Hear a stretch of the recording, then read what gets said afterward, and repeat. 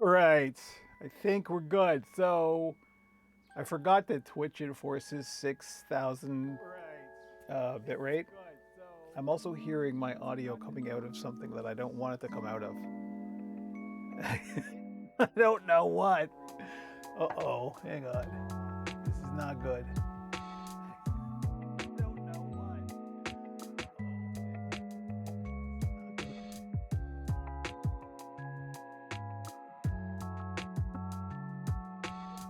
Hi, things have changed again, as you can see.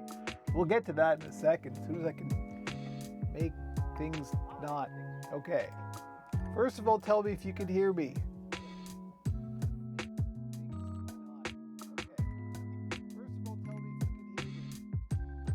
Is working. Yes, Seth can hear me. Thank you. Hello, everybody. I think we're good. I think 1, 2. I don't think I can hear myself coming from my headphones anymore. I think I got the routing sorted. Oh boy. Hi. Okay. Every single time. Like, I don't, I watch some streamers and they occasionally, like, it seems like every single time someone's got some problems. There is a very quiet echo. Oh no, I don't know why. I don't know why. Oh no, that's bad. It's very bad.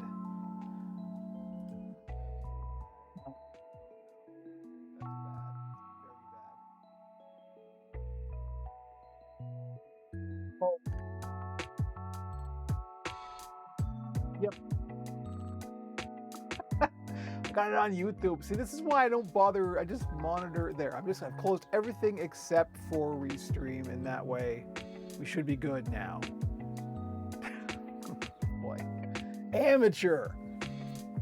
Hi. Yeah, I don't envy anybody who does this for a living because, boy, it's a lot of moving parts, a lot of things to be aware of. Okay, good. Thank you. Hi. So I made my setup more complicated. First of all, sorry about last week. I was supposed to stream last week. I literally had like 3 hours sleep the night before. So I was not in a state to be swinging razor blades around and stuff. I'm much better than I was last week, although I have had my allotment of coffee for the day, so I'm on to water now. So, Jamie, I give you no sympathy for having to chug down the coffee because I would love some. Actually, I could have more coffee. Coffee is fine. It's just the milk that's the issue. But I got some fizzy water from the soda stream, and that's fine. Yeah. So here we are. Things have changed a little bit again. I've moved. I gotta close this. The delay in the video is just freaking me out. Okay, there we go. Much better. Yeah. Here's the funny thing with coffee. So I've been drinking exclusively Cafe du Monde, the thing that Kermit is sitting on. I've been drinking that for a couple of months now, like nothing but that, and I've got so used to the chicory in coffee that I had a regular coffee the other day and it tasted weird. I was like, uh-oh. I gotta go for the Cafe du Monde. It's just the way it is. I just gotta move to New Orleans. That's what it comes down to. We all know that though. Oh boy. Okay, I think everything looks good. Jamie, I can see that there's some signal messages, but I don't have time to read them. So you'd let me know in chat if it's important. I need to read that right away. Woo. We do it. So I've made some changes. I made some upgrades. I should sound a little bit better because I've actually upgraded my mic system. Although who knows? I mean, who knows what speakers you're listening to this on? So it could sound exactly the same. Just chatter. Okay, good. Thank you. There's sirens outside. I have to have the window open because it's quite warm today, and it gets really warm in this room in general. I've changed where this camera is now. It's in a much more comfortable position for me to talk to, so that's good.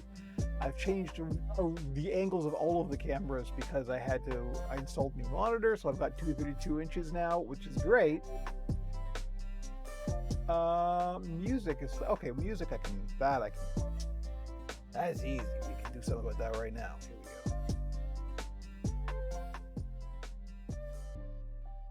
It should be ducking. It should be ducking when I talk, but maybe not.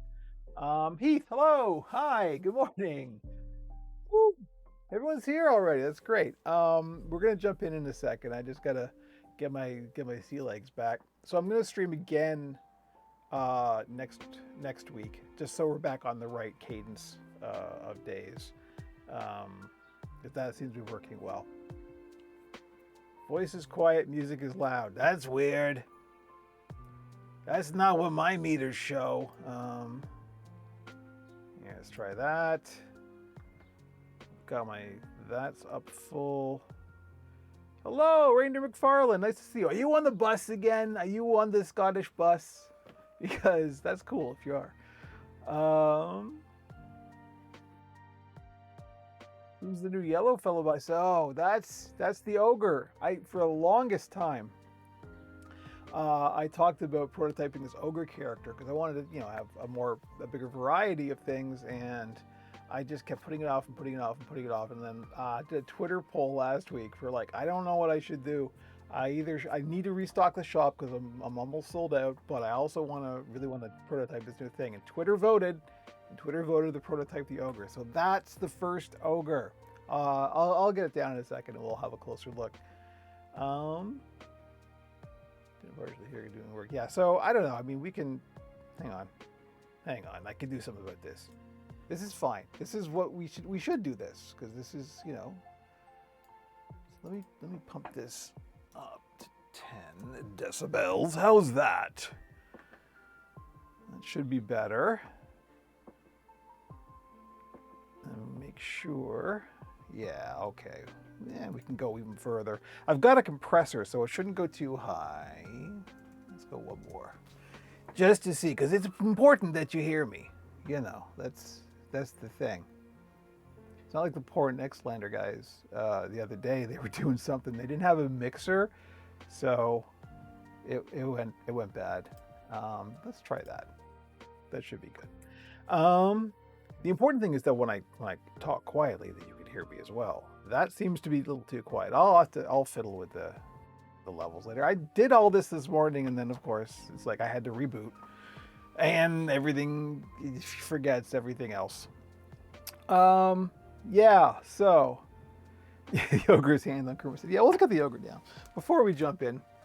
We can review. So it's obviously a big old live hands creature. This is I've never done completely human characters, and I don't think I ever will. Jelly Roll's probably the closest, and Jelly Roll's abstract enough that it's I just don't have any interest in doing human characters. So this is the closest.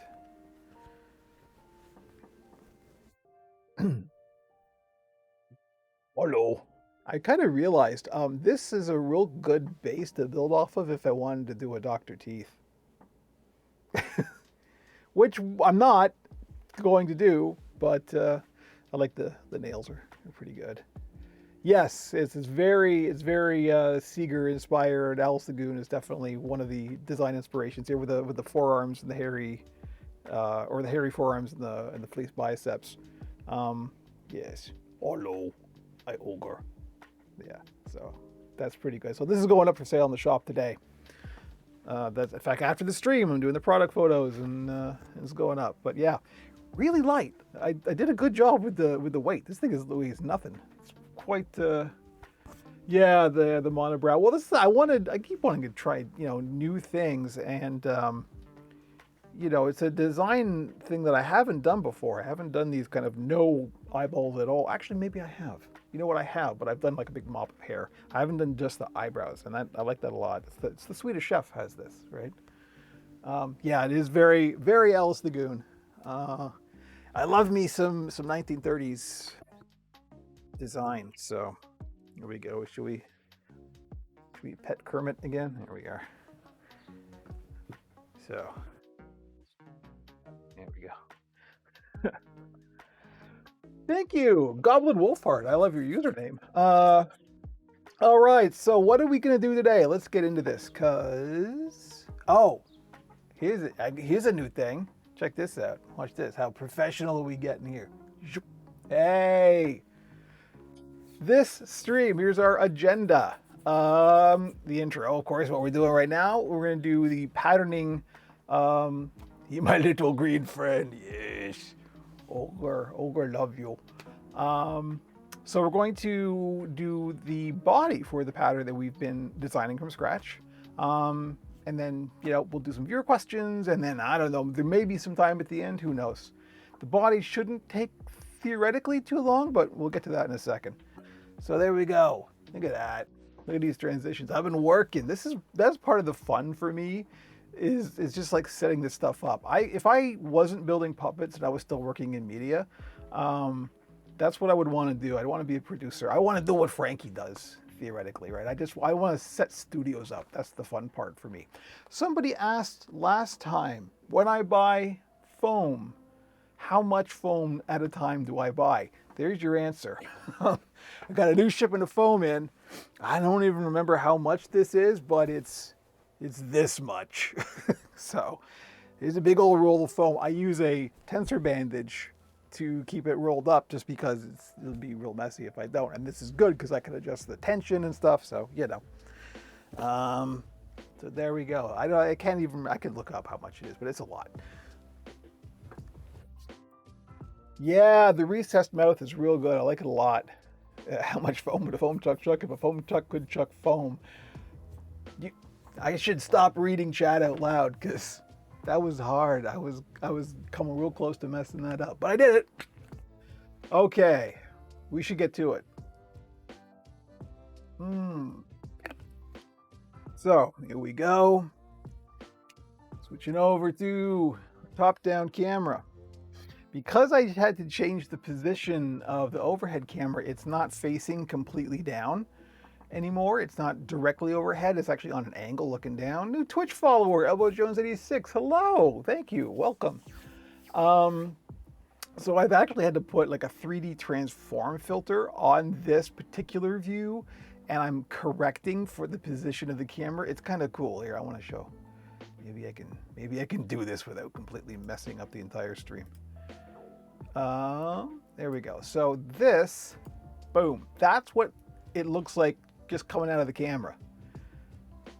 And then, boom, there's with the filter that sort of corrects for the camera angle. It's really cool. I like it a lot. The DX Racer's fine. Yeah, I've had this for a couple of years now. It's fine. It's nothing special, really. I've had equally good office chairs. I don't even know why. I think I got a good deal on this or something. This is all OBS. Yeah, this is all. I've been thinking about going vMix, but that's a lot of money for what I would need. And really, OBS is doing everything I needed to do. So, it's a plug-in for OBS, this like 3D transform thing, but it's good. It works. So, okay, let's get into it because we want to go. So, we are going to do some viewer questions a bit later, and of course I'll answer as we go. But I do want to kind of press on because we've been working on this for a while, and we should make some more progress. So here we go. We've got our head just like before. Nothing's changed. And now we're going to make a body. So for this style of puppet, there's of course all kinds of different styles of puppet. But for this sort of Muppety style of puppet that I specialize in, there's really two basic kinds of bodies. There's variations on the theme of a tube and variations on the theme of a sphere. And pretty much everything you can of course get more as complicated as you want, but that's really the two basic types, and then you can kind of iterate and go from there. Move from Germany to Georgia.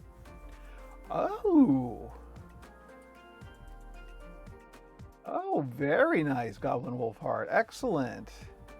Yeah, I think I remember the orange. Yeah, of course, the orange goblin with the underbite, right? Yeah, that was my second one I made. Yeah, well, thank you very much. Now you can see how the sausage is made, as they say in Germany, I guess. Right, so bodies.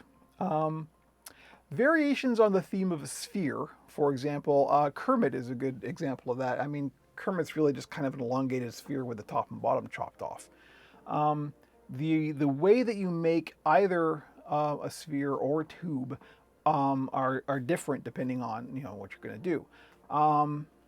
Puppets are made with sausage. Puppet sausage, exactly. There's the new company name. So a tube is the simplest, obviously, because a tube is just a tube, right? It's a tube.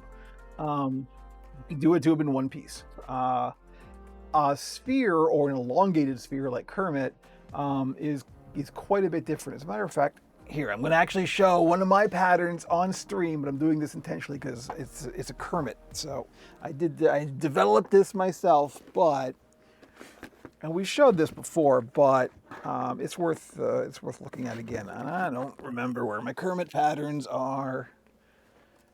They're probably here.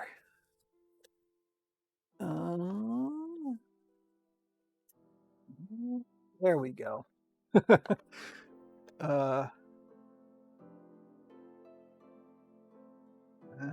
That's right. You don't know how long it took me to get to this point. We are not showing what's in this envelope on stream, that's for sure. But except for one piece. Let's see. We just don't need Disney lawyers, is what it is.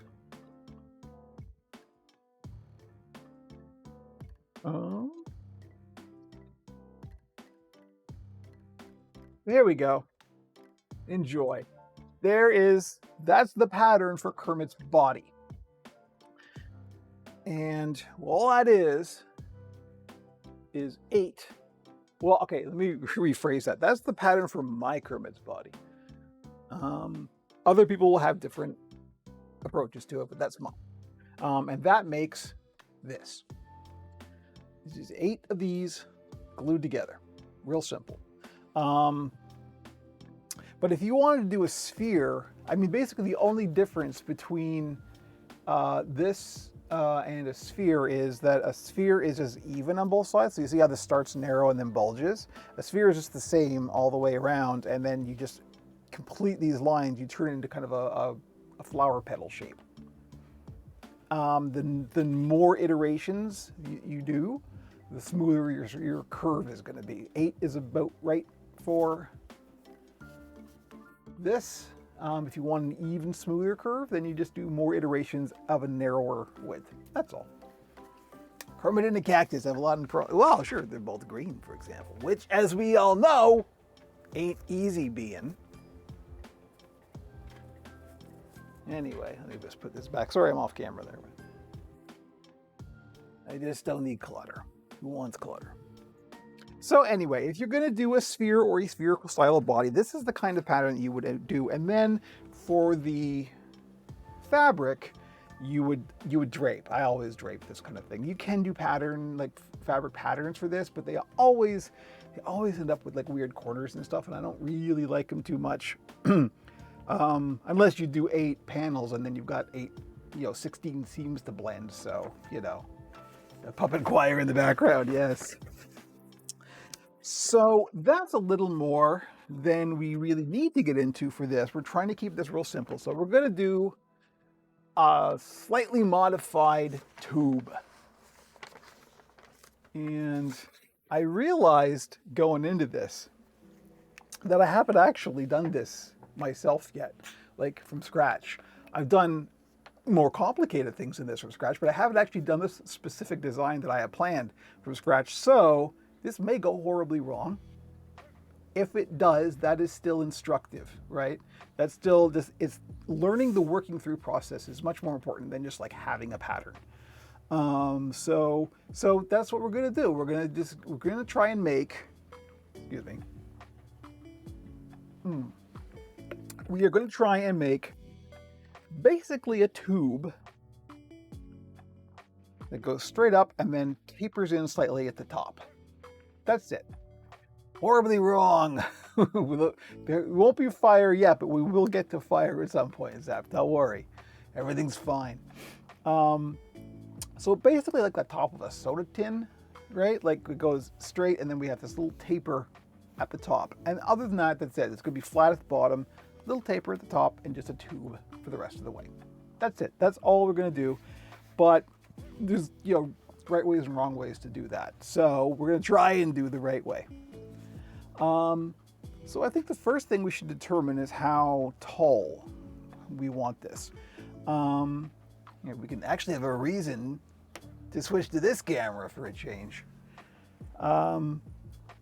So usually what I do when I'm determining, how tall or how long the body should be, generally speaking, the body is probably about the same length as the arms, which is usually for an average size puppet, 8 to 10 inches is your middle ground there.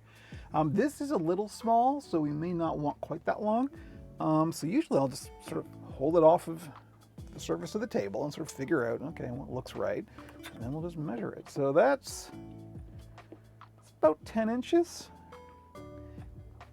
We'll go 10 inches, and that will give us, maybe a little bit less, but if we do 10, it's okay if it's a little long, obviously, because the bottom of the puppet's off the frame. So that's not bad. So we'll go 10 inches in height. Let's just write this down, because otherwise I'll forget. You can tell I haven't actually done this before. But again, this is, working through the theory is very, very useful, right? Because that means you can do this yourself from nothing. And that's the point of this. So, 12 inches long. Now the circumference is the next thing that we need to figure out. And since the circumference of the base and the top are going to be different, at some point we're going to need to taper in, right? So first we're going to figure out the circumference of the base, which is the wide part. So usually for something like that, I'll just take my flexible ruler and we'll just kind of rough out a circle. Remember, you don't have to be super precise at this point because you're just getting an idea. So we'll just try and get this kind of circular. You can like wrap it around a tin or something. Get the barge. It's got to be good for something. All right, this is why I love these flexible rulers, because they're super handy for doing stuff like this. So it looks like that feels about right to me. And that's 15 inches. So 15 inches at the base. Maybe we'll go a little wide. Maybe we'll go 16. 16 looks fine. Remember that when you add the fleece covering, it adds a considerable amount of bulk. So you probably want to go a bit smaller. Maybe we will go 15. I just wanted a round number because the next thing we got to do is half this. Now, you know what? We'll go 16 at the top, or at the base, I should say. So 16 inches circumference, the bottom, and we'll go 15 at the taper. That makes sense.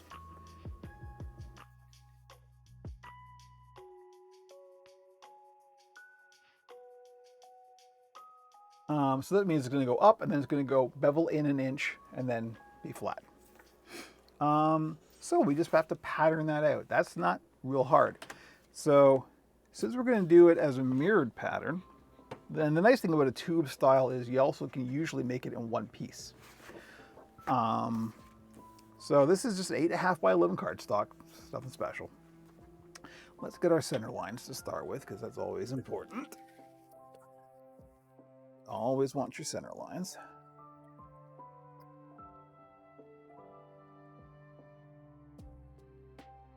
Eight and a half is 4 1/4 at the center.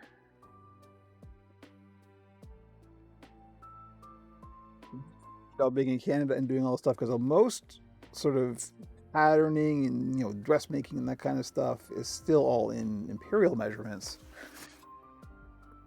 Like this, for example, this standard fabric ruler is only inches, right? But I'm still used to thinking in metric, so you kind of gotta switch back and forth.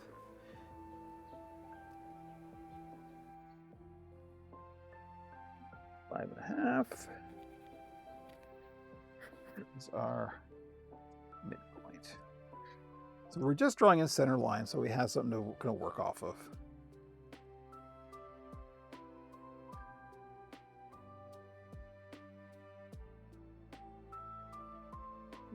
It's a little bit blown out on the camera, but we'll live with it. Should have made more coffee. How much is that in pounds? Hopefully not many, because it's a puppet, and as we've talked about before, Zep, puppets should be light and not made out of lead. Okay, so we got our center lines. We know we want 10 inches in length total, so that's easy.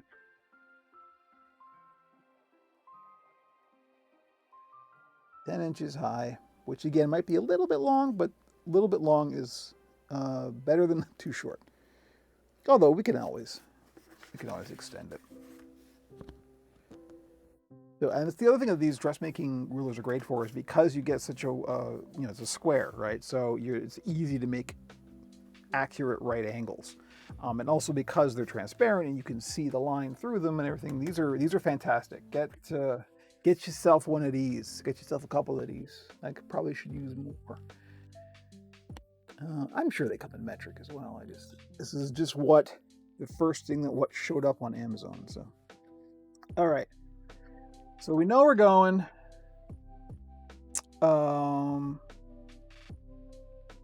This is why I write it down, because I forgot already. Iced tea. Not a bad idea. So we're going 16 at the bottom, 15 at the top. Radio. So that means half of that. Oh, right. So, yeah, never mind. So our circumference is 16. That means our diameter, which is what this will be, is 8. So 4 and 4 is where we're going. Remember, this is half.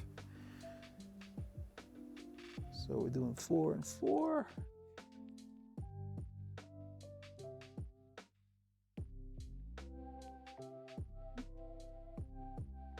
So our base, and we are going to mirror this. So we will be able to do this in a single piece of foam.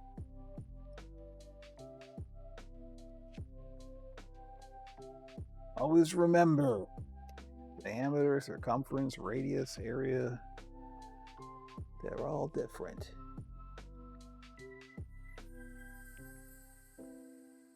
Okay, there we go. That's the diameter of our base. The diameter of our top is going to be 5. No, 15. Right. Everything's fine. Don't pay any attention to me. I should have figured this out ahead of time. I cannot do math in my head. I'm done. I literally cannot divide 15 by 2. Hey Siri, what's 15 divided by 2? 7.5. See, I told you. Everything's fine.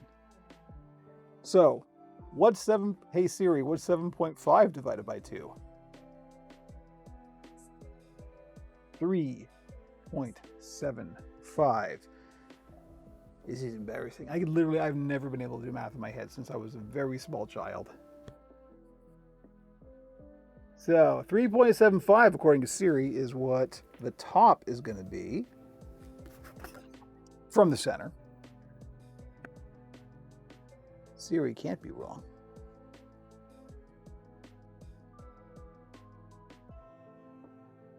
That just comes in a 1/4 inch. There we go.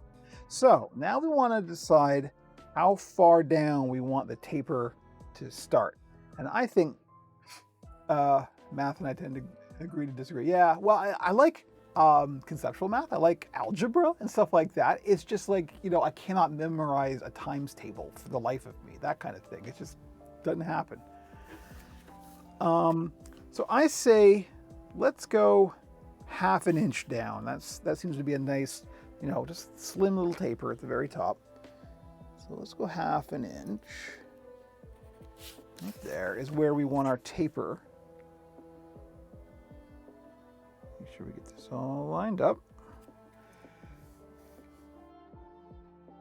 So that's where our taper is going to be. Here's where our top is going to be. So that means that we just need to connect later this line and this line. And there's our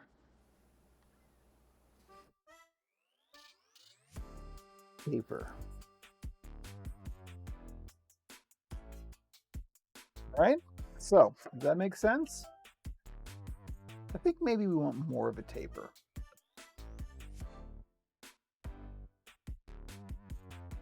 Conversation. How long did it take you to pattern the ogre? The ogre didn't take long because I literally used these same techniques. The way that we did this head, if you go back and watch the VODs on YouTube, you'll see I literally patterned exactly the same way we did this head. In fact, it's pretty much just this upside down.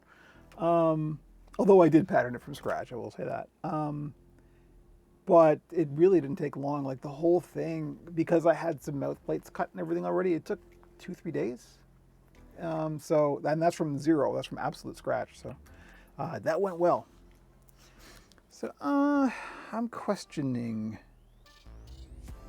do we want more of a taper? I think maybe we want more of a taper.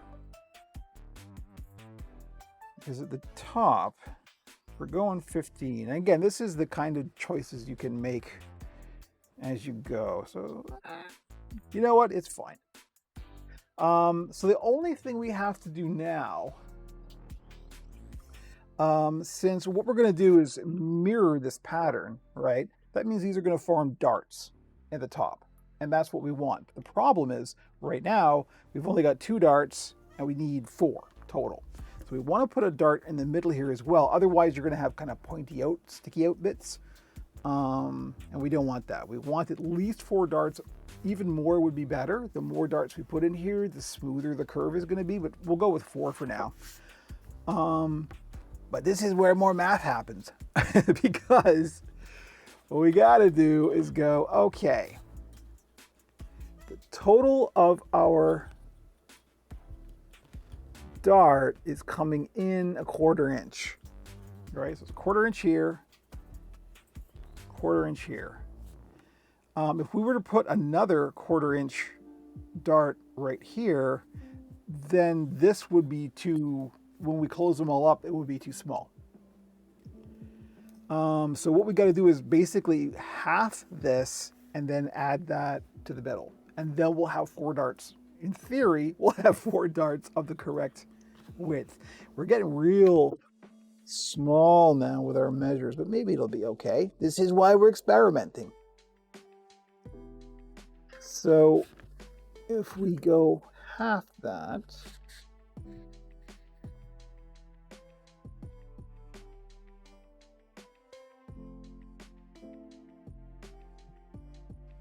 but we're going 1/8 of an inch. We're going to add 1/8 and 1/8 here.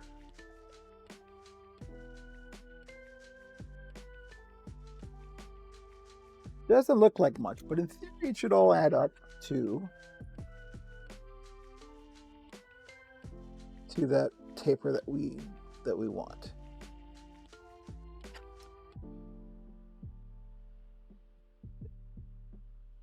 Eighth of an inch.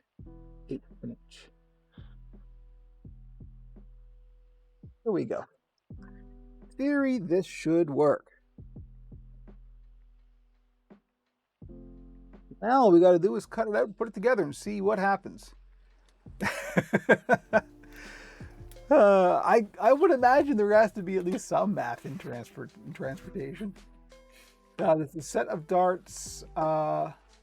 Second set of darts make a rounder shape. Yes, what will happen if you don't put the middle dart in here, so therefore there will be 4 total, is you'll get the top will go in where you've made the side darts, but it won't. And it'll just kind of have pointy, sticky out bits, which you may want. You could use those for shoulders, you know. But I just want it to be even all the way around. So again, the more darts, the smoother the curve. And this should be fine. So let's cut it out, put it together, and see what happens. Possibly disaster, or possibly no real taper at all, but I think it'll be okay.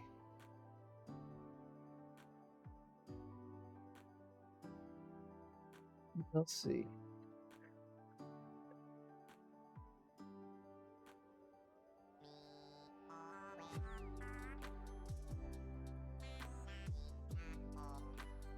Mileage and fuel. I'll make someone else do that though. I just supervise. Good call.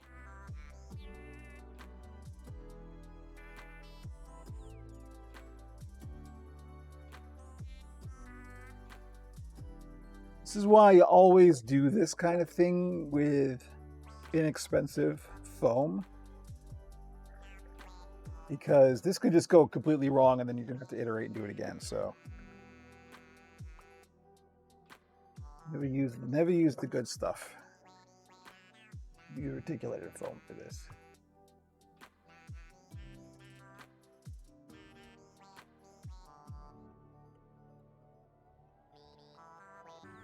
All right, so there we go. Now, remember, this is just half. So we're going to mirror that when we trace it out. I think that taper isn't going to be like long enough. I think it's going to be too narrow of a taper, but that's an aesthetic thing. That isn't a because we made a mistake thing.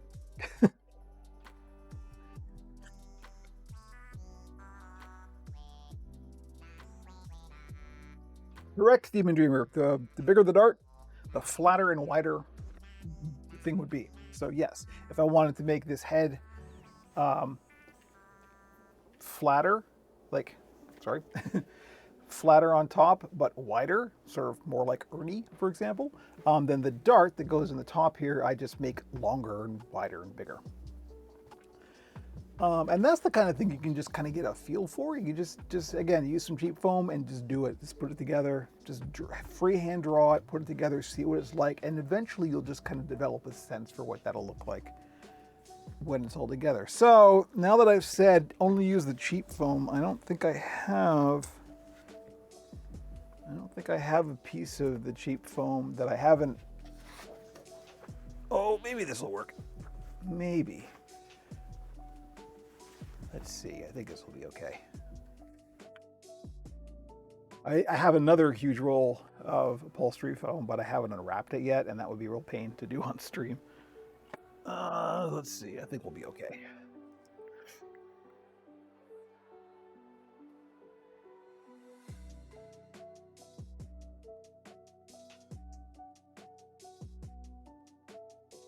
I'm gonna color these darts right in because they're a little small to be cutting, so that will help.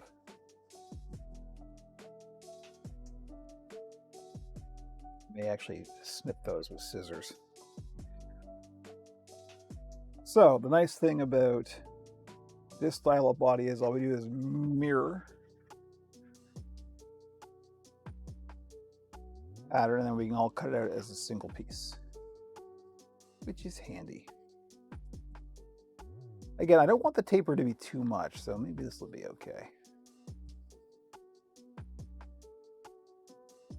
Yes, oh, believe me, underneath my work table here, it's solid scraps, everything under here. I used to have a scrap bag. I now have a scrap like under of the table.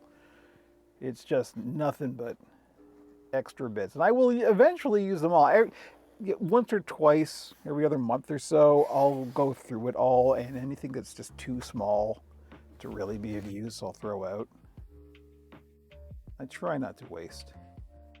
All right, so I don't know, these look a little small to my eye, but who knows? Maybe I'm wrong. So yeah, there we go. We'll just cut that out. So obviously, as per usual, use your razor blade. Although I may end up snipping these with scissors just because it's going to be a little tricky to get in there. But let me get this paper out of the way here. Where should we put that? Can you hold that for me, Ogre?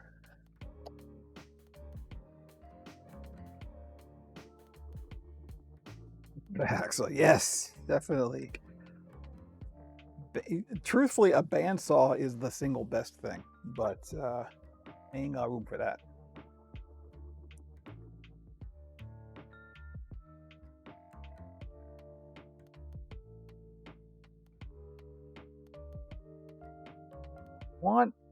Want the taper to be subtle, so maybe this will be fine.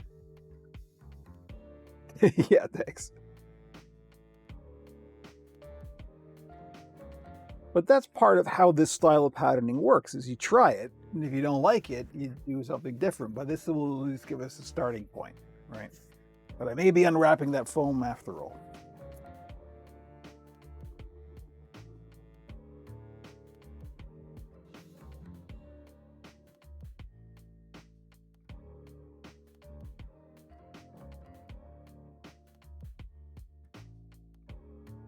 Yes, there are. Well, I mean, it's not necessarily just for foam, but I mean, I'm sure there are specialty blades, but usually just a small tooth. It's more about the speed. I'm given to understand. I haven't actually done it myself because I've never had access to a bandsaw. So, all right, I am going to cut these darts with scissors just because they're teeny and fiddly.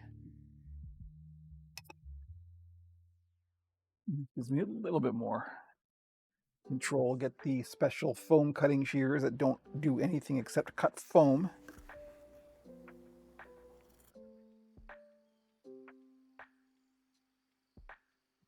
Dart. The nice thing about this is it means there's only one seam.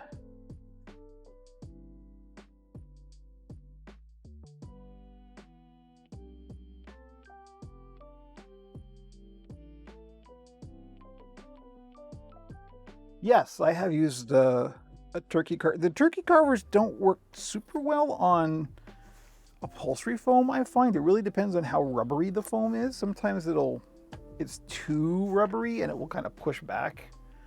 And the blade it'll just sort of wrap around the blade rather than let the blade cut it. You need a little bit of resistance. But yes, and particularly for carving big blocks of foam. So let's see. You know, this might be okay. All right. So this means time to go. Get the mask going.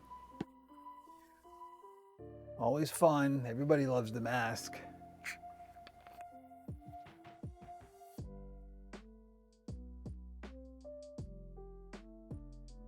DeWalt, huh?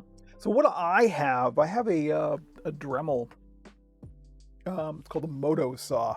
It's what I use for cutting the wooden mouth plates, and it's nice because it's basically portable. Like it comes in a case, and I just pull it out, strap it to the table, and cut plywood with that. That might do for foam. The thing is, it doesn't, since like a bandsaw is a continual loop, this is an up and down motion, so I don't know that it would work for foam. I haven't actually tried it, but I should. All right, I gotta go switching the mics around, so let me grab some gloves. And 1 second.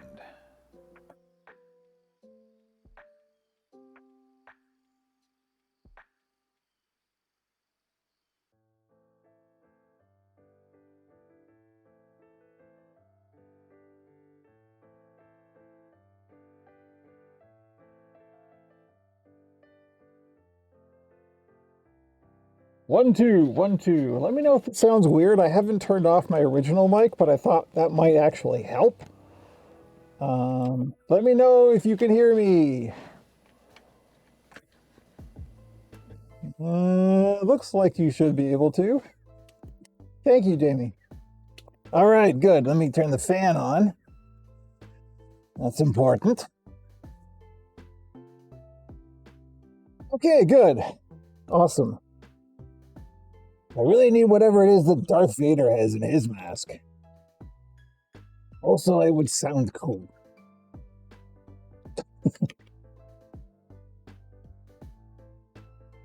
Yeah, I upgraded to a Rode Wireless Go.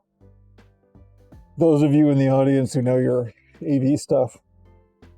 I was using a kind of cheapo knockoff version of it, and it was a huge delay, like built into the hardware, so this is better. Yes, I need James Earl Jones built into my mask. All right, here we go. So I think we'll close the darts first. Actually, no, we'll close the darts second because one of the darts is only going to form when we close this up. So remember, keep the pen marks on the inside. So we'll do that first.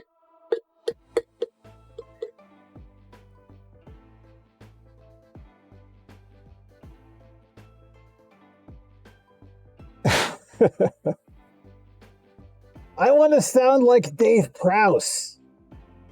There you go. There's an aspiration for you. He was from the West Country. That's the worst West Country accent I've ever heard. Well, that's what Vader sounded like.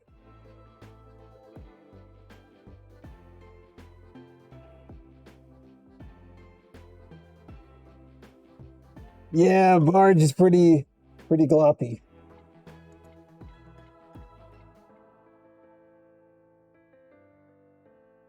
You do have to keep it thinned. I haven't thinned this tin yet, so probably not a bad idea.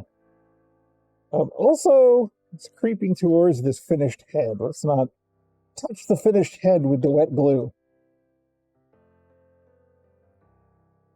Hello, I am your father. Yep. That's what Mark Hamill heard. Actually, what Mark Hamill heard was, Lou, Obi-Wan was your father.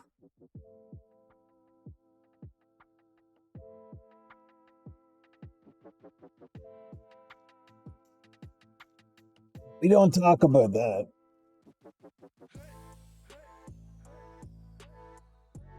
All right.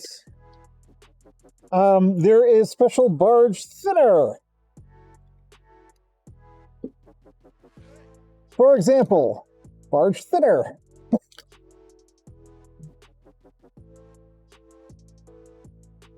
And yeah. Thin barge with barge thinner. It's a really simple answer. I'm sure there's something else you could use. I just don't want to run the risk of ruining barge. So, okay, I'm gonna mute the mic while I. Actually, you know what? I'm not gonna mute the mic. Forget it. If you don't like it, don't listen.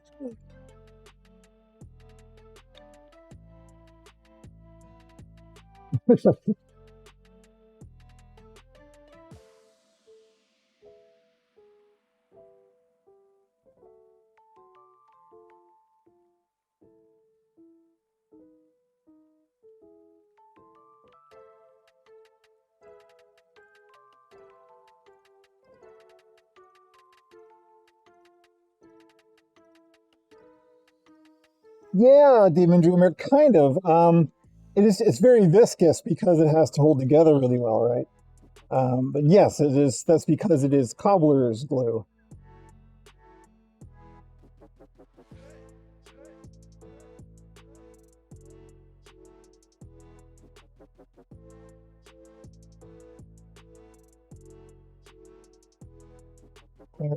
Already, I can see this is probably a little taller than I'd want it, but that's fine.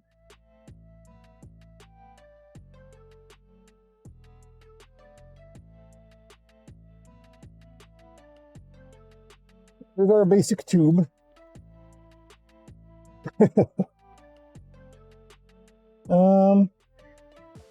Yeah, it's a little tall.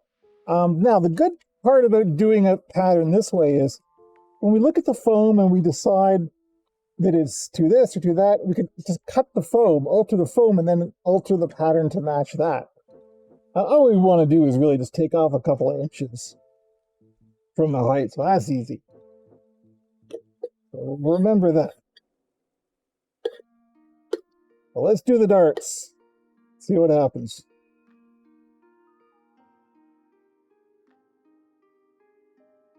Too much glue. I used too much glue, everybody. Too much glue came out. Rookie mistake. At least I know it.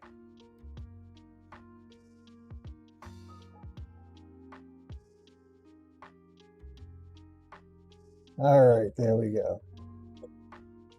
Long Johnny, yeah. Again, long is fine because you're off the bottom of the frame, right? But no, I think actually probably a good chunk of this we'll want to take off.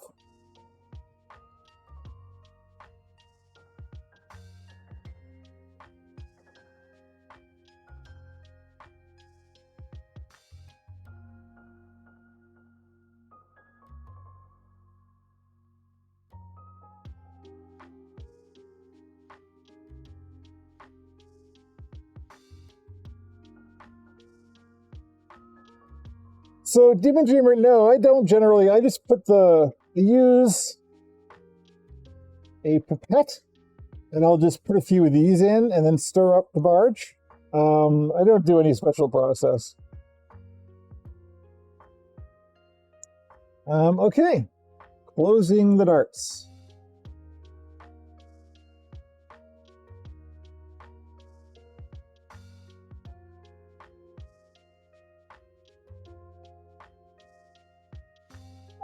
So it's not bad.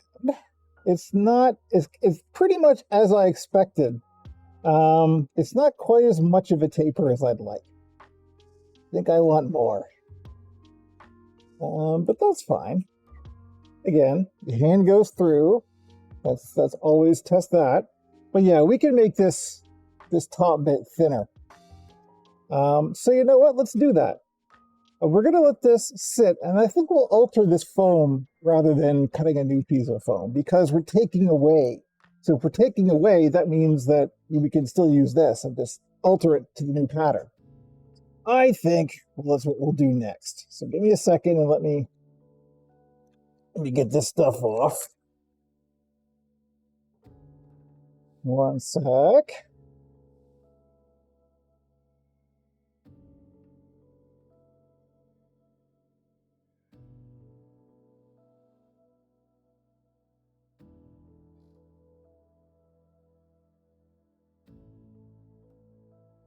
Hello, Ship the Bud. How are you? Oh boy, Jamie's getting his Go XLR Mini today. That's good stuff. Very, very handy piece of gear. Okay, so we want this taper to be more.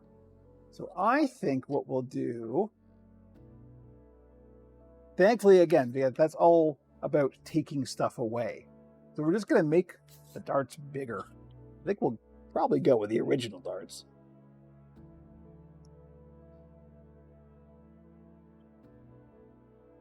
I think my eyeballs were correct the first time around.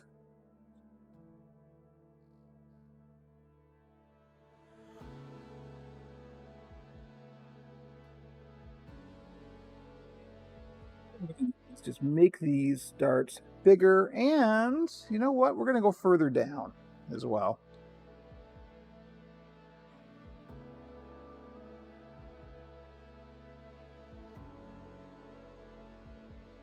So we've gone down half an inch. Let's go down a full inch. Let's go nuts. I want this to be a nice curved top.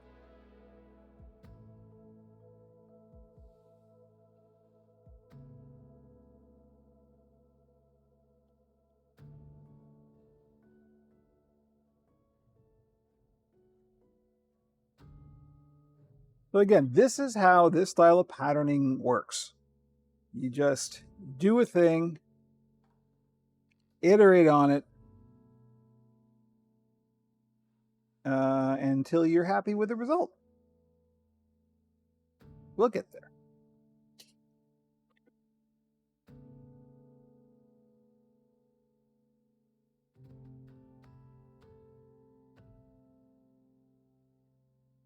But see, I think this is helpful because it just shows the working through process, right?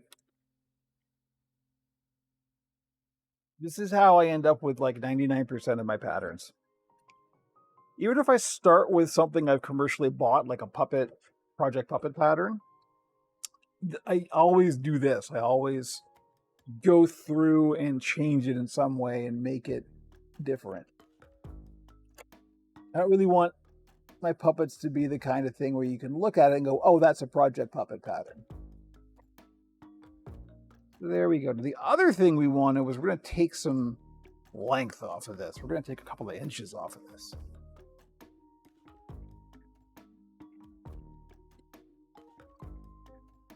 Yep, time for puppets. It's always time for puppets. So I think we'll take a full 2 inches off. Remember, you can always put a sleeve on the bottom if we want to make this extended. So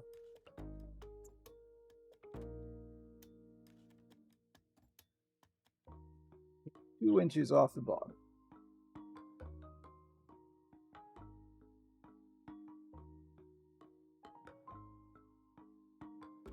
Oh, here we are. Right in front of me. Okay, this looks, to my eye, this looks a little bit better. So I think what we'll do, instead of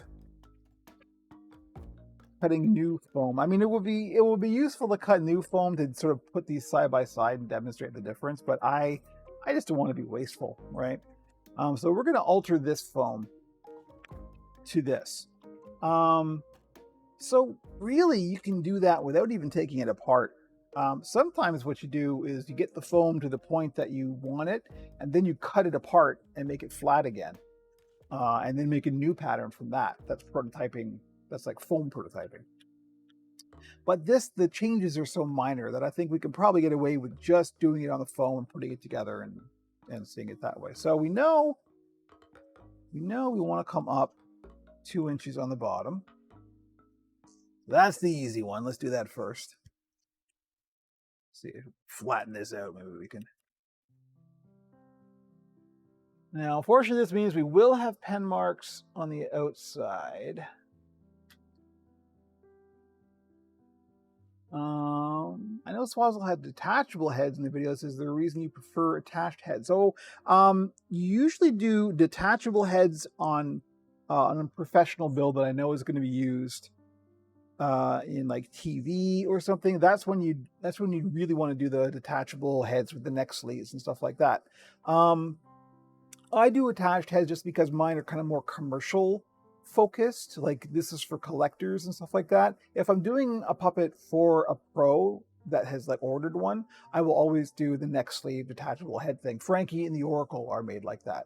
And the reason that you do a detachable head, and you also do detachable arms, and if you're doing legs, you do legs, is to make costume changes easier, right? If you can take off the head and then just put the thing on and then put the head back on, that makes it much easier than trying to wrestle with arms and limbs and stuff, right?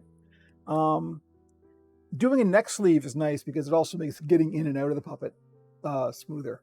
Not invisible pen marks. On foam, these invisible air dry markers don't work so well. All we're going to do is we're just going to make sure we cut the marks off. That's all. We're just going to be careful, if that's possible. Again, these don't have to be super precise.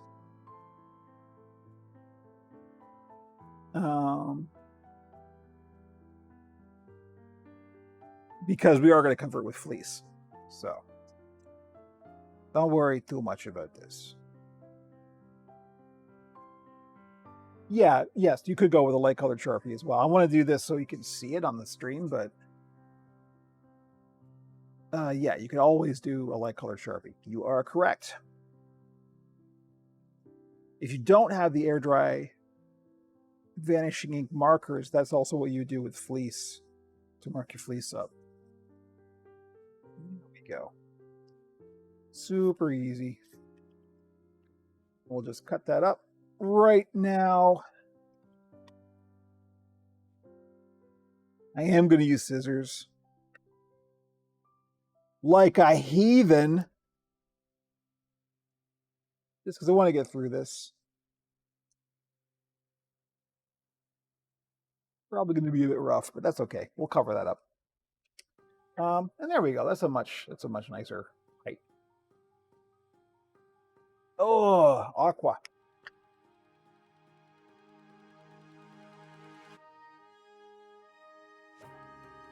You always need boning on the body. Always. I usually do these days. It's just nicer, and it does help it hold its form more. Yeah, well, you can. That's one of the reasons why I have scissors that are just for cutting foam. But generally speaking, this glue isn't gummy anymore. This is all dried and set now. Although, if you are concerned about that, you can get these style of scissors, which are non-stick, they're coated in Teflon. And so if you ever have to cut something with adhesive, this is the thing to use.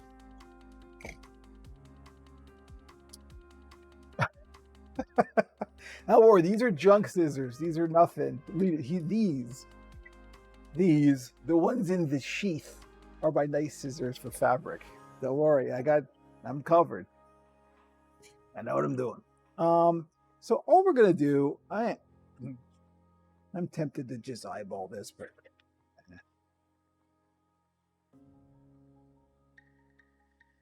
we are gonna go down 1/2 inch. We'll mark it out.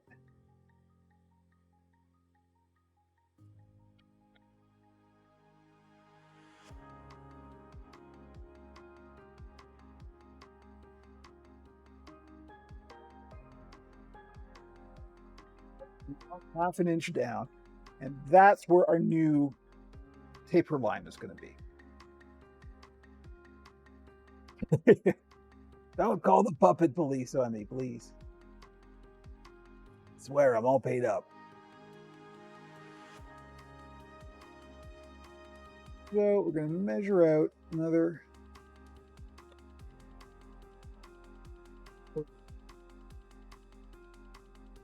That.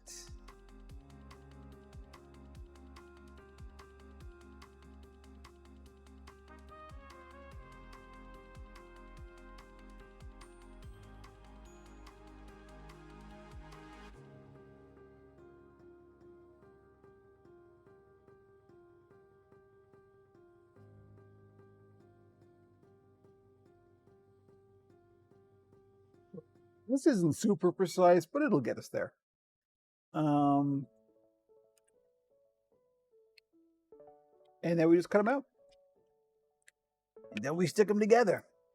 You see what we've got. Remembering I'm always trying to cut on the outside of the drawn line. So that's a factor because these lines do have width.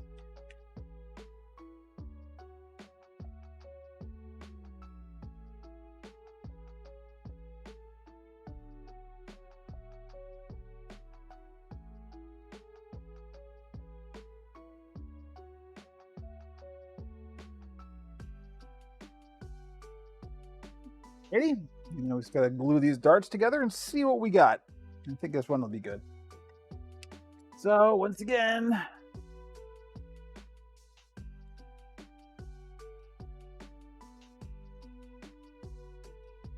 I haven't yet done flat patterning with tape and foil like that.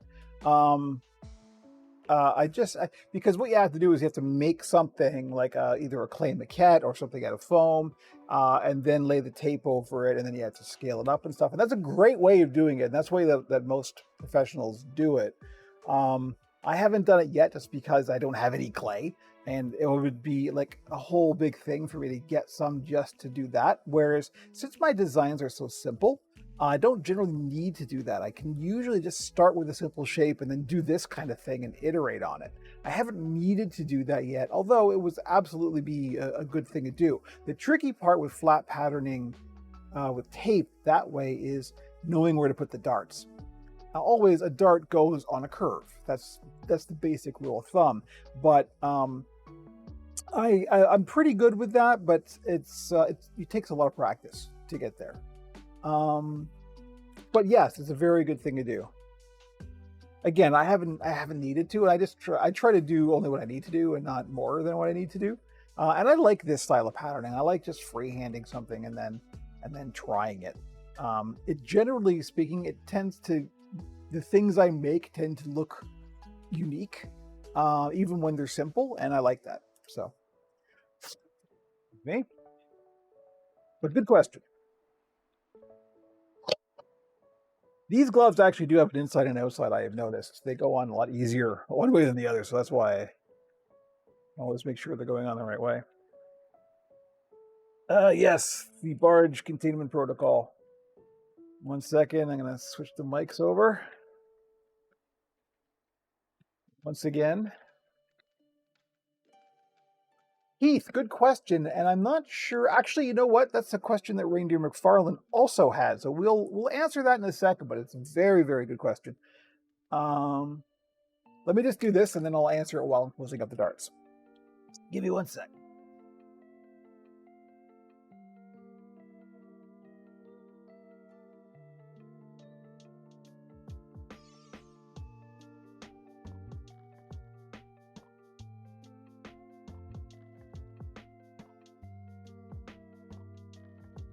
1, 2, 1, 2. In theory, you can hear me.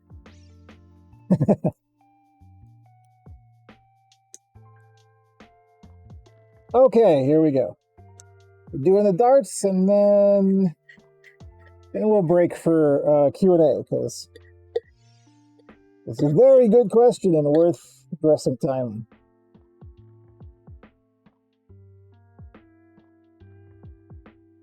I have a good feeling about this one. I think this one's going to be the one.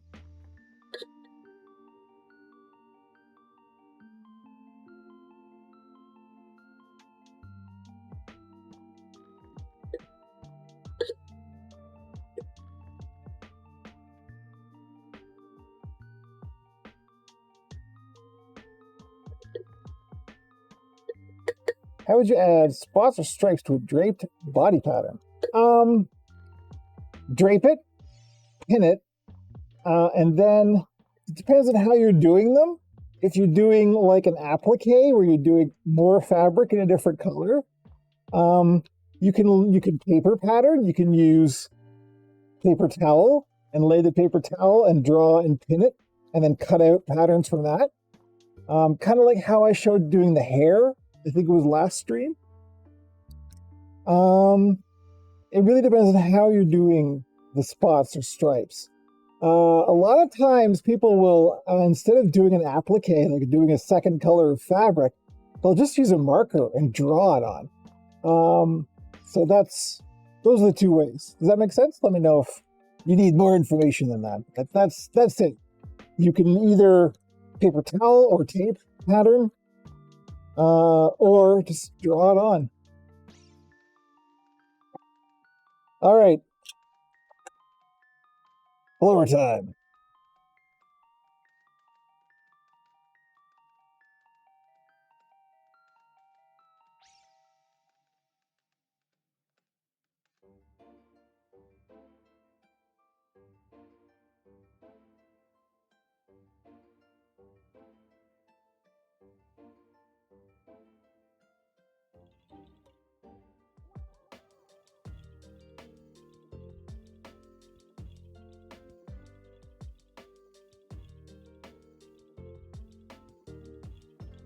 The other thing about draping is you can do a middle step where you take the thing you've draped and then take it, like cut all the darts and everything out, and then unwrap it and make a pattern from that. And then you can lay that flat and do whatever it is you need to do to it. All right, this is looking pretty good. Yeah, this is not bad. So like I said, if you wanted this, you see how it's a bit square. If you wanted to smooth that curve out, just put more darts. But again, every time you add a dart, you have to, add another dart and then reduce the overall size of the darts. What type of paint are you going to use to airbrush? Good question. I've never even used an airbrush, so I have no clue how that goes. Shading the tongue of a puppet using a Sharpie marker. Ah, yes. That, I can even demonstrate that in a second. But we have a viewer question that is asked by more than one viewer. So give me a sec. Switching the mics.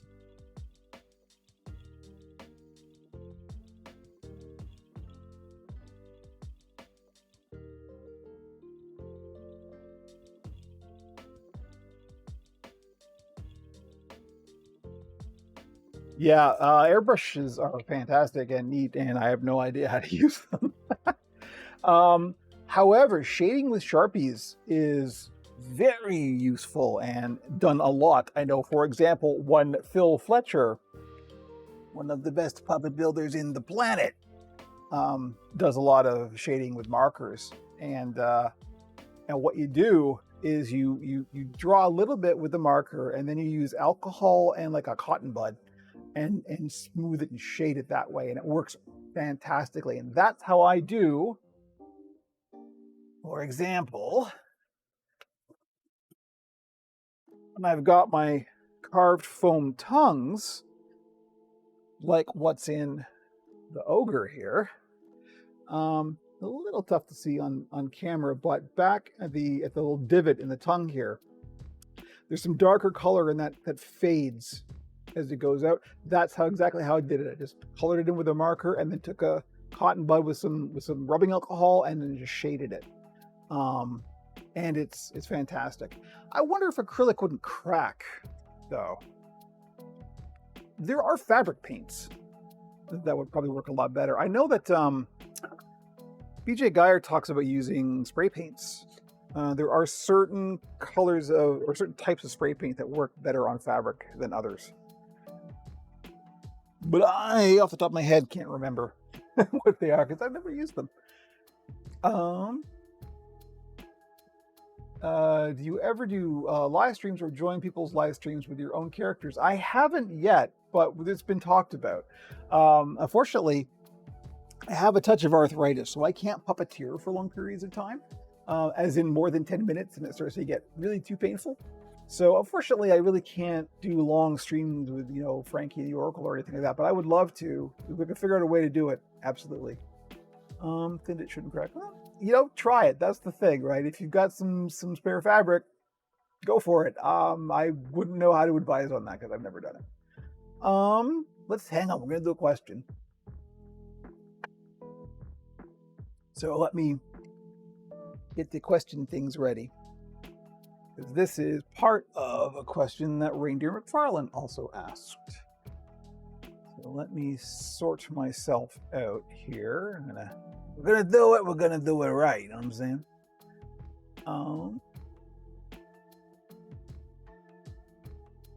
Fine. I save everything in a text file, and then I forget where I put the text file. Always in the cloud somewhere. Live stream QA. Here we go. So this is pretty much bang on the same question that was it Heath, I think, just asked.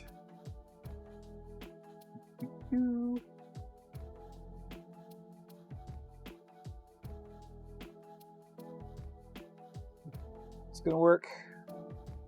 There we go. Do you sketch out what you want your puppets to look like before you start building? So basically doing concept art.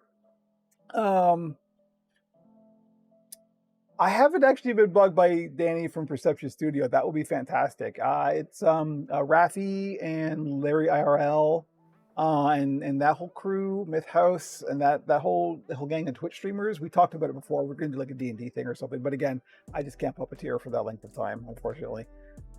But it one day we'll figure it out. Okay, so yes, doing concept art is a fantastic thing to do. But generally speaking, I have kind of a vague direction that I want to go in, but I don't have a specific design that I'm going for. I have usually like features, like I know this one I want to do a big nose, and this one I want to do this style of ears or something. Or it's usually more of a feeling that I want. And I just kind of keep working at it until I get there in the actual build. I don't do concept art, although it is a really good thing to do. The one time I did do, base something off of concept art, let me see if I can find this. Oh, you know what? I can't do this without going off of this. Maybe we can. Let's see. I don't know if I add a new, I'm doing live video editing. Let's do image. Let me see if I can find this. So I did a build for Kyle Boudet. Koya, hello, hi. I'm good. I hope you're well. Somewhere. Where did I put all my things? This is great streaming right now. Everybody is riveted. Oracle stream assets. There we go. Because this used to be the Oracle stream.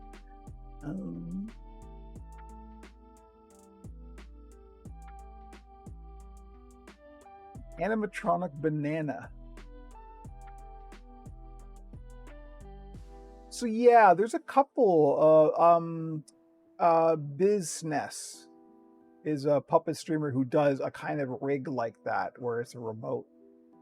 I think they actually use a foot pedal. But that puppet has only got 1 point of articulation, right? So a little bit easier to do that. It would be, and one of the other thing about remote puppets, particularly ones that have like full servos and stuff in them, is they're loud. Those little servos and things, they make a lot of noise. So miking that would be a real challenge.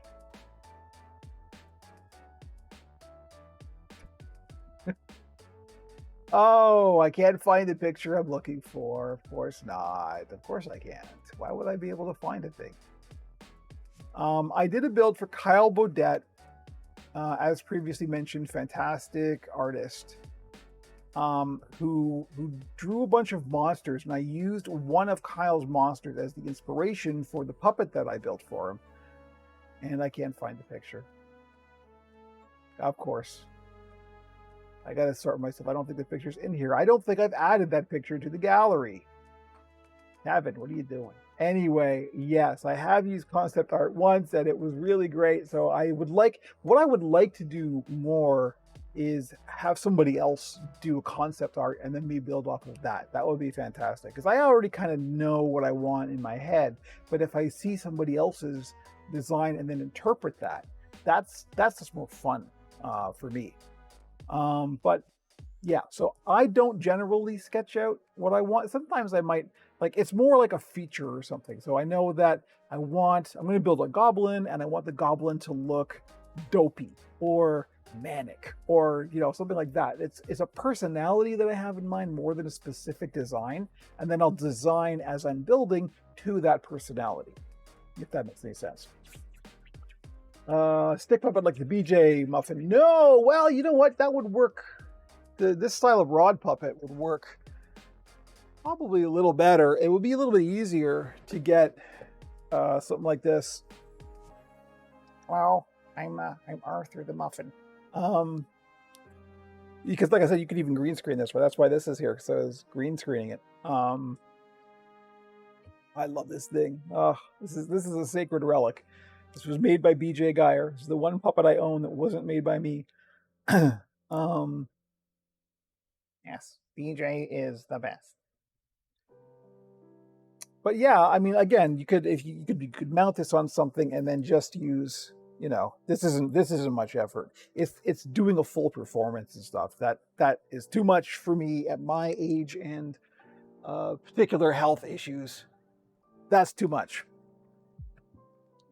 And I want to do my prime characters, but I want to do Frankie or the Oracle. My last goblin I was doing for Dopey, it looks a bit higher than Dopey. Well, some would say, is there a difference? But I'm not one of them. So there, I hope that answers the question. I mean, it's not the kind of question you can get wrong. It's like, it's generally no, I don't. But it's a really good thing to do. Particularly, like I said, if I can get somebody else, I want to do Kyle's stuff. This is a revelation. I really want to work with Kyle on a collaborative thing. I want Kyle, because Kyle's design work is so good. I want Kyle to be my Brian Froud, right? Like that's where we're at. Fortunately, time, effort, money. I mean, I would love to offer on the shop like the Kyle Bodette line, where we collaborate on something and he does a concept art and then I build a puppet based on that, and then we sell as a package both the puppet and the concept art. I think that would be great. But time, effort, money, it's a whole thing. Off topic, how did you get into puppetry? That's not off topic. In fact, I have another viewer has asked that question. Tell you what, we'll get to that at the end, because that's just personal stuff for me. That's not really building. But I will talk about that, because you are now the second person to ask that question, and it's a good question. So, and relevant to other people. But let's finish this off first, and then we'll get there. Where are we at? 12:24. Good heavens, we're ripping through the time here. All right, let's see what we think. I think this is fun. I think this, once it's covered with fleece, this will be a little bit less, these corners will be a little less harsh. So I think that's good. And once we get this all put together, another thing you can do to make this this cornerless harsh is to make these darts longer. And so this curve is more gentle. I think that might be what I do for the final. But kind of get a sense for how this is going to look. I think it's all right. The profile's good. But yeah, I think maybe the only thing I would do different, size is good, the diameter is good. I think it's just these are a little too boxy. And the way to fix that without adding more darts is to just make these longer. Just go down, make the taper start a little bit later down. So I think I'll do that. We'll do that for next time. Because wow, we've only got half an hour left.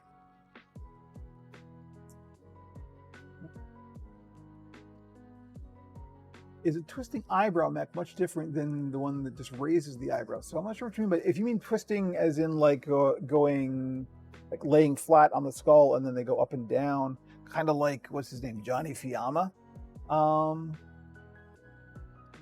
So that's a quite different, the actual mechanical process of that is very, very different than a kind of blinking eyelid thing. Yeah, okay, so those are just, there's this one pivot of rotation on those kind of eyebrows. But you need both of them to work. They're kind of, because the pivot's going in the opposite direction. The mech is considerably more complicated than something like what Frankie or Animal has. This style that Frankie has is a very, very simple. It's just one wire that's just wrapped around. The kind of just the eyebrows moving is quite complex. And yes, BJ Geyer does teach this style of mech in his courses. I've never even attempted to build one, so I'm not a good person to speak to that, but it is pretty complex. The thing about mechs is you can kind of get into the weeds and you can get really elaborate and you can get lots of mechs, but really ask yourself before you start, what am I getting out of this, right? People can go a little nuts with mechs and just make mechs to do everything everywhere, and it's too much. Your character, when you rely on a mech, is becoming more and more just about that mech and not about the character.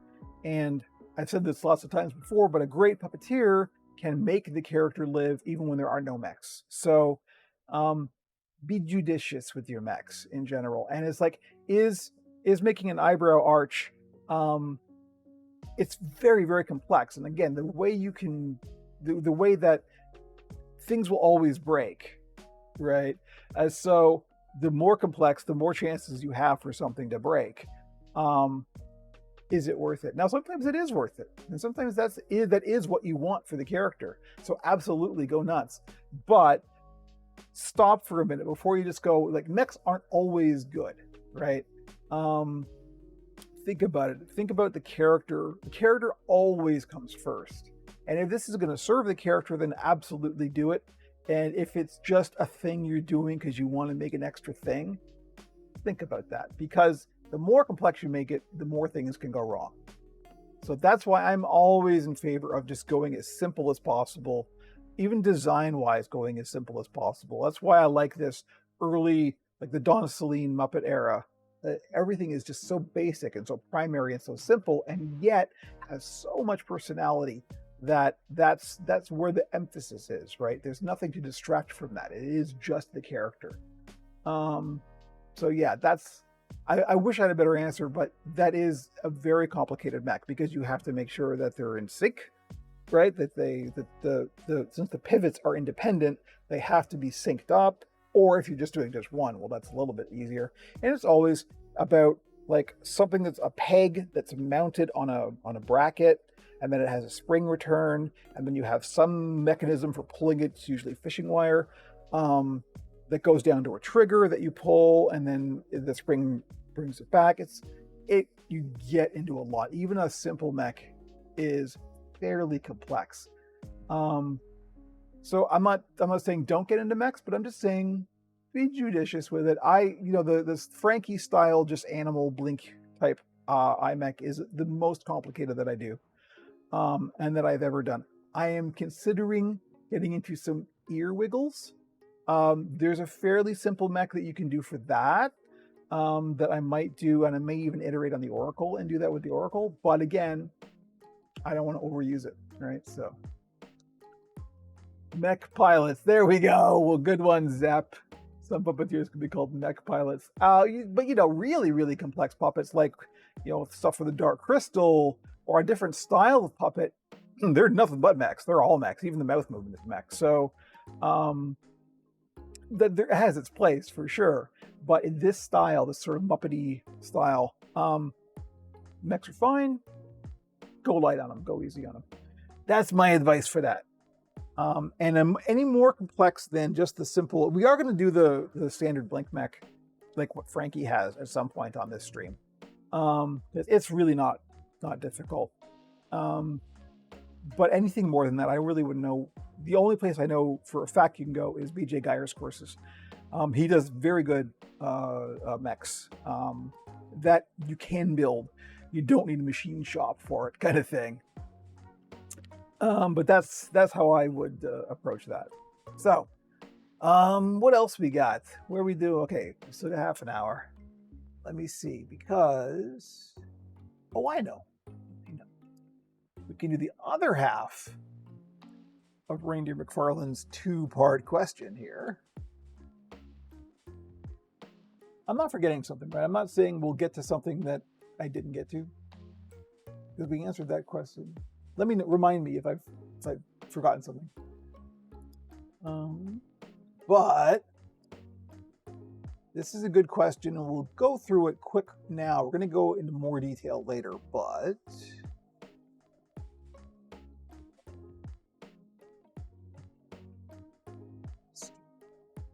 there we go. So this is from Reindeer McFarlane on Twitter. I don't know what it was, but you forgot something. Yeah, you know what? You're probably right. 53, it happens.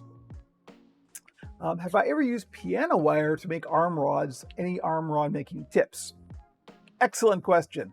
We are going to get to making the full arm rig later on in the stream. Oh, we should probably wrap this up. So I think what I'm going to do is I am going to make these darts a bit longer, but that's the only change I'm going to make, and I'll put that together for next time. The fabric for this is going to basically be this exact pattern with just 1/2 inch added on the top and bottom so we can wrap it around when we put the fabric on it. I probably will do boning as well, but we'll get to that in the next stream, I think. But we've got our basic pattern. I'm just going to refine it a little bit. That's all. So our body thing is wrapped up. There we go. And I worked that okay. We got the beginning of something here. Yeah, no, see, I'm overthinking already. Keep it simple. So the arm rods. Excuse me. I haven't used piano wire. I know that some people do. I haven't even looked for it. I don't even know how easy it is to get piano wire. I would imagine it's not cheap. Again, because it's a piano. But piano wire is it's literally the stuff that makes the strings in piano, as far as I know. And I know that some people do use that as arm rods. What I use and what most professionals I'm aware of use are, get ready to write this down. I should have had a little slide in for this. Purple Cheesecake Zebra, hello. So I use 3 32nd diameter, 3 32seconds of an inch, copper-clad steel welding rods. You can get them. Let me see if I can get this out without knocking stuff over. When I buy them, I buy a big old box like this. Let's see if we can get the label. Welding wire. So again, 3 32nd inch. They come in these big long rods, and I cut these down to about light. They're heavy. They're steel, so that's a heavy box. That's about $100 for a box like that. But so those are 32 inch, I think. They're about that. Yeah, they're about 32 inches. So we can get 2 arm rods out of one of those, and there's a lot in that box. YouTube sub. Hello. Thank you. Welcome. So what I do, grab, here we go. Let's clear away some of the clutter. Why not? We're gonna do that. So this is basically what they look like, except for I just cut this down. And they're literally just steel wire with a copper coating. Now the copper coating is on there for the welding part, for arc welders, because it conducts electricity. Generally speaking, I'll sometimes sand this down with a really rough grit sandpaper, just because this is very smooth and you want a nice rough surface for the glue to grab. I use metal coat hangers. You know what? Coat hangers are fine. Coat hangers are totally fine as long as you can get them straight. They're very much like these. These are a bit stronger than coat hangers. So that's why I prefer them. And also, since these come in such long lengths, I use these. Speaking of mechs, I also use these when I'm making a blink mech. This is the wire that I use to bend around the ping pong balls and form the eyebrow mech. And a box of insulation support rods. Yeah, well, that's kind of the point. You can use a lot of stuff. The real guidelines, I would say, are you don't want them too thick. 3/32 of an inch is kind of ideal. For most puppets, obviously, if your puppet is heavy or has a lot of structure or something in it, that you're going to be fighting the arm rod, you want something a little stiffer, but these do have some give. That's good. You want that. You don't want anything that's too stiff because they can break. And also, if you've ever seen a professional puppet that has been used a lot, like one of the Muppets, for example, the very first thing you're going to notice is that the arm rod is bent all the heck. It's just destroyed. It's at weird angles, and because they'll do that on set. If you need a puppet whose hand is at a specific angle, they'll just take the arm rod and bend it, because usually these things are replaceable, or the arms are removable and you can just replace those. Doing a removable arm rod is a whole other thing. I don't recommend it, but we can talk about it. But in terms of materials, this is what I use. My camera angles are very professional. Thank you. This is a lot of work and we're not quite there yet. I'm not totally happy with it, but we're getting there. So yeah, 3/32 of an inch. What the materials don't really matter as long as you can glue onto it. But the other thing is you generally want some kind of a handle. Well, you always want some kind of a handle. You don't want to be just hanging onto a bare wire. There's all different styles of handles. Some are square, some are round, some are bigger diameter, some have, like bicycle handle grips on them. I go for real simple. I just use these little dowels. The secret here is, in order to save myself a little, you can just buy dowels and cut them down and drill a hole in them. But here's my big trade secret. I've talked about this in the Twitch stream before, but see these? These are bulk sponge brushes. These are dirt cheap. And you get these in a lot of places. I get these from Amazon, unfortunately. But the nice thing about these is you get a nice pre-cut dowel. And if you carefully wiggle the sponge bit, you can just pull it right out. And then you've got a pre-drilled hole. Now, this hole is too big for the rod. So I always drill, I take a 3/32 bit drill and I drill further down, and then I put some glue, usually some hot glue, on the end of this, and I pack it down into the hole, and then I push it nice and tight, because this 3/32 width rod going into a 3/32 width hole in wood with glue around it is going to fit nice and tight and snug. And that's it. It would be better to use resin in here, or like an epoxy is fantastic. You want this to be nice and strong. I have found the combination of the tight socket that you make with the drill and the good quality hot glue, and there is such a thing, is perfectly fine. Then what I do So yes, there's the big pro tip. Sponge brushes. Now, of course, don't throw this away. This is still useful. This is a little piece of sponge. You can use this as a brush.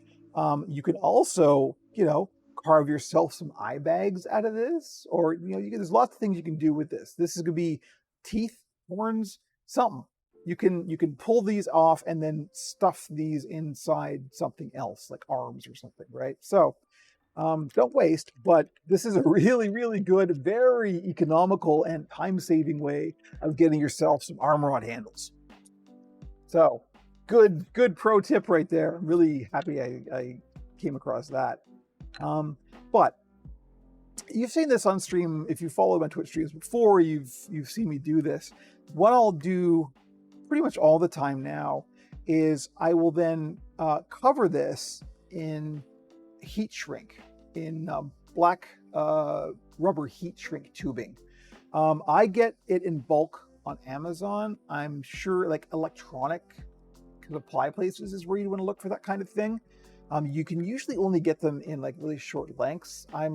You got to get like the big coils of them because you need to put them over the whole thing, and you don't want to do them in segments. But I get coils of it, and I just put it over first the shaft, and then I use a heat gun. Be careful, heat guns are dangerous. They are a gun that shoots heat. But I use a heat gun, and that puts literally a coat of glue along the whole thing. Is heat shrink toxic at all? I've never eaten any, but it doesn't tend to create fumes that I have noticed, at least. But it's always a good idea to work in a ventilated space. The first time I turned on the heat gun, I will say, my smoke detector went off because it was literally burning dust in the air. So I still, when I use the heat gun, I still make sure the door is closed and I've got the fan going. I don't wear the mask for that. It seems to be fine. There's no, I can't smell anything, but who knows? I mean, always safety first, definitely. But no, I don't believe it. It's just plastic and glue, or rubber and glue, I should say. So I get 2 gauges of the heat shrink, and then I'll put over the shaft, heat shrink that down, and then I'll put over the handle, and I'll make sure that I'm going over this gap right here. And then what will happen is you get a second layer of glue around this. That's why the hot glue works fine, because it's just kind of there to hold this in place while the second layer of heat shrink goes around it, and that will really hold it in place. So that's how I do arm rods. There we go. That's that. There's my tips. Like I said, we're going to go through this whole process when we do the arms for our original pattern. And we're going to like pattern arms and hands and do the wire articulation and all that stuff. We're going to do all that from scratch. So that's that. What else? Anybody else got a question right now? Or we can do another, the question from both Jamie and my friend Kat about me getting into puppetry, but that's a personal question. So if anybody else has any build questions, this is a good time. And if not, we'll get on to me talking about me, which is my favorite topic.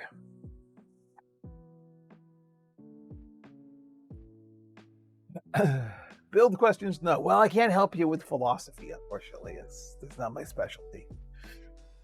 There's 9 people on Twitch. Not bad, Twitch. Have I been to a puppet convention? I have not. I got into this just when the pandemic really hit. So I haven't seen other humans in the flesh in quite some time for any length of time. So no, but again, that would be kind of a cool thing to do. I think I would love to go and like meet or go to have a tour of Swazzle Studios, right? Because Sean and Patrick are fantastic people. We've interacted on social media a bit, and I think they are aware of who I am, at least, if not anything more than that. But I would love to arrange a tour of Swazzle. I would just love to meet, I would love to meet the people that I have made puppets for. That'd be great. I have a dream of taking the Oracle down to Atlanta and going to the Center for Puppetry Arts. How did you know your puppets were ready to sell? That's a very good question. Thank you.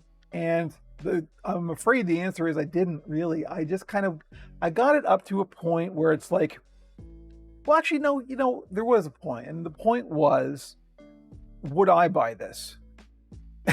Right? That's always, to this day, that is my standard. It's like, if I paid money for this and I got this and I kind of went, then I won't sell it on my shop. I have designs and things that I like more than others. I have some puppets that didn't come out quite the way I wanted them to, but in terms of build quality, if I wouldn't pay for it, then I won't sell it. That's my standard. So that's a kind of a good rule of thumb, I think, to go with just in general. And it's like, I never had a bad review, so it's probably working. So that's the real answer is, if you would buy it, then you're good. What was my first custom commission? Good question. Yo, you know what? It was just after I opened the shop, and it was a Greebly. A Greebly with ears. So a Greebly with pointy ears. Yeah, and it was just for somebody who was doing like a concept kid show, I think, for the internet. I'm not sure that anything ever came of it. At least I'm not aware of it. But yeah, it was a custom Greebly with pointy ears. And in fact, if you go onto the Etsy shop, you can go to my past sales and you can see. And it was like probably the second or third thing I sold was a custom Greebly. So that was my first custom commission. Yeah. Else, let me think. So there was the question of, let's get rid of this. I'm not talking about that anymore. How did I get into puppetry in the first place? This is both from Jamie and from my friend Kat on the internet. I think she was on several platforms when she asked this. I can't remember, to be honest, but I do have it written down. So just as a kid, I was super duper into the Muppets, right? And like a lot of kids were. I mean, I was a kid, in the late 70s and 80s. So of course that was when Sesame Street hit, when the Muppets hit big time, right? So they were just everywhere. So that's what got me kind of aware of it to start with, and just being the kind of person I am, I'm never satisfied with just liking a thing. I have to find out how it works and maybe do it myself, kind of thing. So that's really the origin of me getting into puppetry. But it was always about puppetry more than puppet building. I did build my own puppets after that, but it started with performing it and ended up being with building. And I never, as a kid, I built a whole bunch, but I didn't know what I was doing. And it wasn't literally until about 40 years later, Jamie knows this story, I've told it several times, when puberty hit and things got a little more interesting, I just kind of forgot about the puppet thing, really into it as a kid, but getting into my teen years, it was like, rock music and dating seemed a little bit more interesting. So I really just kind of forgot about it. I never lost my love of it, but I never did it. I never thought of it as a thing that would be worth pursuing. And then literally about 40 years later, Jamie and I and our significant others are on a weekend trip to New York City. We go to the Museum of the Moving Image, where the Jim Henson exhibit is, and there they had a kiosk where you can try on some practice puppets and perform like what the Muppets do. And I put on a puppet for the first time in 40 years, and all my neurons just fired up again, and it was like, I need this in my life again. This is what I should be doing. At the time, I happened to be in a fortunate situation where I was kind of figuring out what I wanted to do next. I had left a really toxic job situation, and that became the thing. And then from there, that was 2018. And then from there, I started performing. I started the Oracle, and then started building soon after that. And here we are. So there we go. There's the answer to that question. Where are we at? We got 10 minutes left. Demon Dreamer, is it better to make puppet arms thinner for maneuverability? So, kind of. What matters more than the thickness or thinness of the gauge is more that you build joints. Can I demonstrate this quickly? Not really. What I usually do, let's see. Let's say I'm building a Kermit style arm. That's just a wiggly tube. What I'll do, I don't have any foam that I can really demonstrate this with. Hopefully me talking will just be enough. Is I'll cut a little divot. Let's say I'm going to fill it with foam. I've decided I'm going to do a tube. The arm is just going to be a tube that's filled with foam. So I'll do a foam tube as well, and then I'll cut a little wedge where the joint should be. And that's how Kermit's done. And so that way, it's going to want to naturally form a joint at that point. It's going to have a little kind of point of weakness. You can reinforce joints as well with fabric, but making sure that there is a kind of clearly defined point of thinness is the way to do that. And so the gauge doesn't really matter. It's more that there's a thin part where the fabric or whatever, the foam or whatever it is going to want to naturally fold at that point.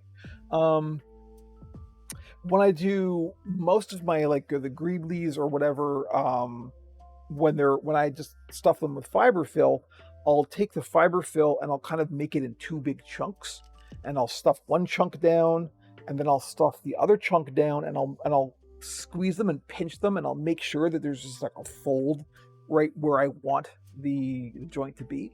So that's how you do that. That's really the thing. It's not really about the width. It's more about the making a point of articulation. So there we go. There's that question. Wow, we're just ripping through them today. Yeah. What's going to be next? So next week, because I am going to stream again next week, because I want to get back on the right cadence here since we missed the week before. Also, I'm glad we figured out what was going on with the Twitch stream. That's nice. Now we know it was too much bandwidth for Twitch. I had it up to 10K, and Twitch didn't want any more than 6. So, my pleasure, Demon Dreamer. Thank you. And thank you, everybody. This is fantastic. Like, the fact that these streams are consistently, getting an audience. I wish my day was going as fast as this stream. Yeah, it's blazing by. I'm also getting hungry. It's lunchtime. I'm a little bit past my lunch. So we're going to be breaking momentarily here, but thank you, everybody, always for turning up. I mean, this is as fun for me as I hope it is for everybody else.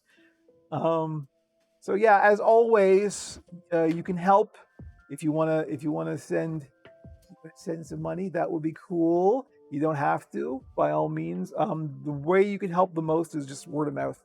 Promote me on your social media accounts.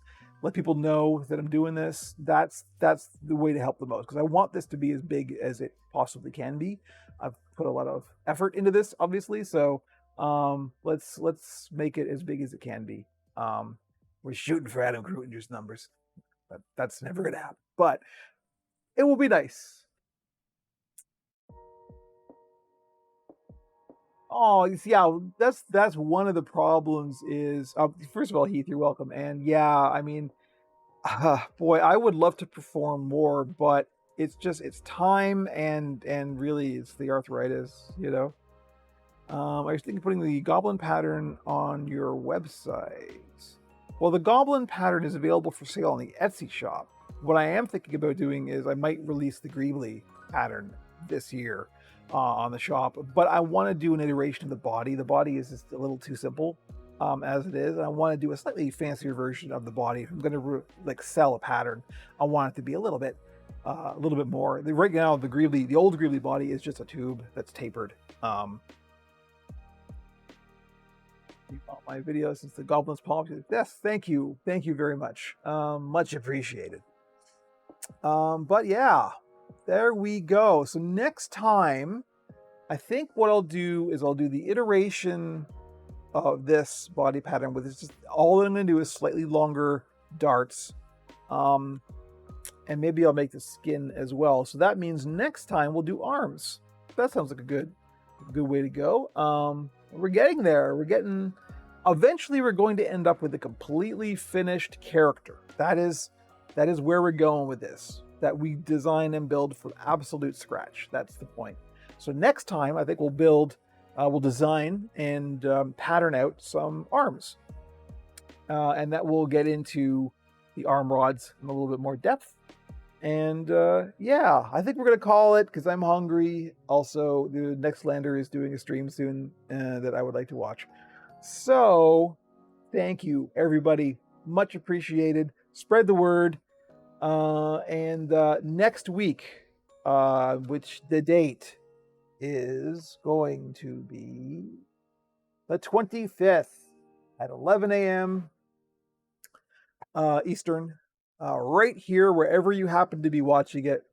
And we will carry on with the puppets building. And by all means, send in your questions in the meantime if you have any more that I can get to on stream. You don't have to save them up. Send them in and they'll be put in a queue. So wherever you want to follow me in all the social medias. And I'm going to go and get some lunch. So thank you, everybody. We will see you next week.